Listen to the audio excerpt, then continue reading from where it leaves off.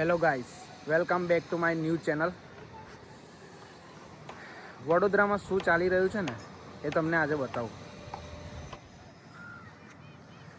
જો આ વડોદરા છે, વડોદરાનું વડસર છે.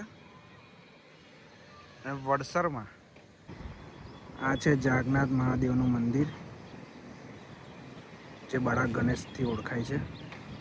અને આ જ જગ્યાએથી દર વર્ષે શિવજી કી સવારી સોનાની જે મૂર્તિ એ અહીંયાથી જ નીકળે છે, અહીંયા જ છે.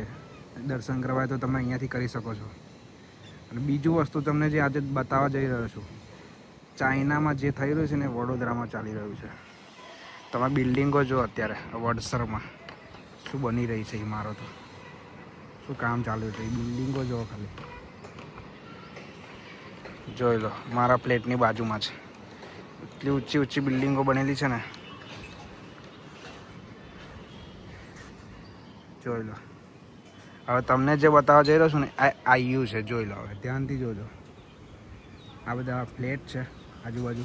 અને હવે તમને કંઈ દેખાયું અહીંયા? કંઈ દેખાયું? સિમેન્ટનું મશીન ટ્રક ક્યાં ઊભો છે બે બિલ્ડિંગની વચ્ચે. ઓડે લાંબી ટ્રક પણ હતી, એ ઓડે નીકળી ગઈ. બીજો ટ્રક જો, ધ્યાનથી જોજો. આ ચાલી રહ્યું છે ચાઇનાથી નહીં, વડોદરામાં વડસરમાં પણ.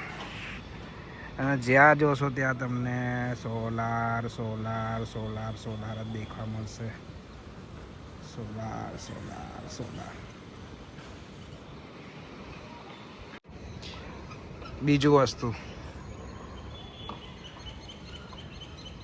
આ છે કલાલી મંદિર. વડસરથી 2 કિલોમીટરના અંતરે આવેલું છે. અને એક વસ્તુ એ બતાવું કે હાર્દિક પંડ્યા, ક્રિકેટર હાર્દિક પંડ્યા વડોદરામાં રહે છે. એનું બીજું મકાન અહીંયા છે, આ ઇમારતમાં. 5 કરોડનું લીધેલું છે ભાઈ. 1 ફ્લોર, એક આખો ફ્લોર એનો જ છે. કયા ફ્લોર પર છે ખ્યાલ નથી, બટ લીધેલું છે ભાઈ. એટલે આ જે જગ્યા છે ને અત્યારે તમને લાગી રહ્યું છે અહીંયા ગ્રીનરી. અહીંયા કંઈ દેખાતું નથી. અહીંયા બધું જંગલ છે. જંગલ નહીં ભાઈ, અહીંયા વચ્ચે વિશ્વામિત્રી નદી છે ભાઈ. અને એની આજુબાજુ મકાનો જો ખાલી તમે. Duplex solar. હજુ તમે એ નહીં જોયું કે અહીંયા જે બંગલા બની રહેલા છે,